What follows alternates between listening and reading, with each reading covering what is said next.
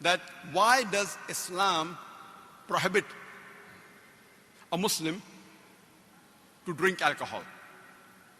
Why are intoxicants prohibited for the Muslims? Why is alcohol prohibited? Allah says in the Quran, in Surah Ma'idah, chapter number 5, verse number 90, Ya ayyuhal lazina amanu, O you believe, innamal khamru wal maisuru, most certainly intoxicants and gambling, wal anzabu wal azlamu, dedication of stones, divination of arrows, rijsum min amali shaitan, these are Satan's handiwork. Fashtanibu lalakum tuflihun. Abstain from this handiwork that you may prosper. This verse of the Quran from Surah Ma'idah, chapter number 5, verse number 90 says that intoxicants and gambling, dedication of stones, divination of arrows, all these are Satan's handiwork. Abstain from it that you may prosper. So based on this verse of the Quran, the Muslims as a whole, we abstain from drinking alcohol. The same message is also repeated in the Bible, in the book of Proverbs, chapter number 20, verse number 1, which says that wine is a mocker. Strong drink is raging, and whoever has it is deceived. The Bible says in the book of Ephesians, chapter number 5, verse number 18, that do not be drunk with wine. So if you read the Bible, and if you believe in the Bible, even the Christians, according to the commandments of the Bible, they are supposed to abstain from drinking alcohol. The same message is even repeated in the Hindu scriptures. Alcohol has been prohibited in the Hindu scriptures in several places. In Manusmriti, chapter number 5, verse number 225 to 228, and is prohibited in several places even in the Vedas. Let's try and understand the logical reasons. Why has Allah subhanahu wa ta'ala, our creator, prohibited the Muslims from having alcohol? Today science tells us that every human being, he has an inhibitory center. This inhibitory center, it inhibits a human being from doing things which are wrong. For example, the human beings know that using abusive language is incorrect, especially when we speak to elders or to our parents. If we have to go for the call of nature, we will not do it in the public. We will go to the restroom. Our inhibitory center prevents us from doing it in public because we know it is wrong. But when a person is intoxicated, his inhibitory center is inhibited. That is the reason we see that a person who is intoxicated, he uses abusive language. He even abuses the elders and many a times even his parents, because his inhibitory center is inhibited. We find many a times that those who are intoxicated, they urinate in their own clothes. They do it in public. We find many a times that these people who are intoxicated, they can't even walk properly. They can't even talk properly. They can't behave properly because their inhibitory center is inhibited. Furthermore, today scientific research tells us that when a person is intoxicated, he does many things which are prohibited. According to the statistics of the FBI report of the year 1990, in the Department of Justice, Criminal Victimization Survey Bureau of US, it says that every year, in the year 1990, on average, 1,756 rapes took place on average every day. And the report said that the majority, more than 50% of the rapes that were committed when the person was intoxicated. Today research tells us that in America, approximately 8% of the Americans, they do incest. Incest means having sexual relationship, mother with son, daughter with father, brother with sister, having sexual relationship with the close relatives. 8%. Every 12th or 13th American you meet, according to statistics, it says he has committed incest. And the survey says majority of them, either one or both of them, they were in a state of intoxication.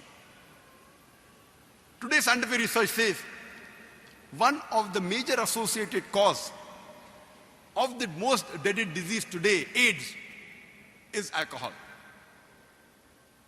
But normally when we meet many people who have alcohol, they say, I'm only a social drinker. My father is only a social drinker. Social drinker means the person has only 1 or 2 peg. So I can control myself. I don't get intoxicated. When you meet any alcoholic and you ask the background, no alcoholic ever has started drinking alcohol to become alcoholic. He starts as a social drinker. And later on, he becomes alcoholic. I challenge to show me a single social drinker who has been drinking for several years and has never got intoxicated at least once in his lifetime. Even if you ask a social drinker, if you do a survey, even if he's for a couple of years a social drinker, sometime or the other, he may have got intoxicated. And even if a person gets intoxicated once in his lifetime, and if he commits a crime of rape or incest, imagine, after he regains his consciousness, the damage cannot be undone. Neither to the victim, neither to the person who has done it. It's an irreparable loss. Imagine if in the state of intoxication, the person has committed rape or committed incest, the person cannot forgive himself. That's the reason our beloved Prophet Muhammad Sallallahu Alaihi Wasallam said. It's mentioned in the Sahih Hadith of Sunan ibn Majah, volume number 3, in the book of intoxication, chapter number 30, hadith number 3872. The beloved Prophet said that alcohol is the mother of all evils. It is the most shameless evil. Our beloved Prophet said, it's mentioned in Sunan ibn Majah, volume number 3, in the book of intoxication, chapter number 30, hadith number 3391. Our beloved Prophet ﷺ said that anything which intoxicates you in large quantity is even prohibited in small quantity. No excuse for a nip or a tot. Our beloved Prophet ﷺ also said, it's mentioned in Sunan ibn Majah, volume number 3, in the book of intoxication, chapter number 30, hadith number 3380. Our beloved Prophet said that all 10 categories of people who deal with alcohol are cursed by Allah subhanahu wa ta'ala. The person who distills alcohol, the person who has it distilled by someone, the person who distills for someone, the person who drinks it, the person who transports it, the person for whom it is transported, the person who serves it, the person who sells it, the person who utilizes the money of the sale of alcohol, the person who buys it, the person who buys it for someone else. All these 10 categories of people who deal with alcohol, our beloved Prophet said, the curse of Allah is on them. But today, my colleagues, that is the medical doctors, they have a different approach.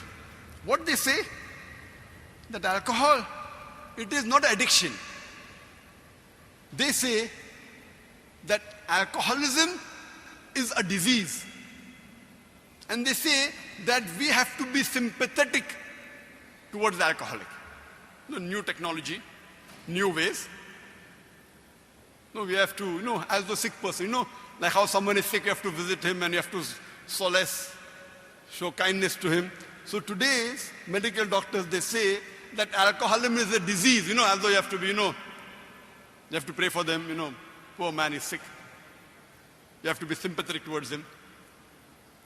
And I reply to them.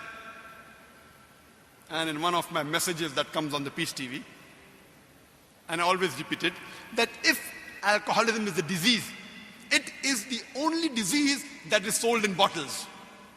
It is the only disease that is advertised in the newspapers, in the magazines, on the radio broadcast stations, on the television channels. It is the only disease that has a licensed outlet for sale. It is the only disease that gets a revenue for many governments of the world. It is the only disease that brings violent deaths on the highways. It is the only disease that destroys families. It is the only disease that has got no viral or germ as its cause. Allah subhanahu wa ta'ala, our creator, says and gives the reply in Surah Ma'idah, chapter number 5, verse number 90. Rijtum min shaitan, it is a Satan's handiwork. Fashtanibu lalakum tuflihun. Abstain from this handiwork that you may prosper. It is not a disease, it is a Satan's handiwork. Abstain from it that you may prosper. That's the reason. In most of the religious scriptures, besides the Quran and the Hadith, alcohol has been prohibited.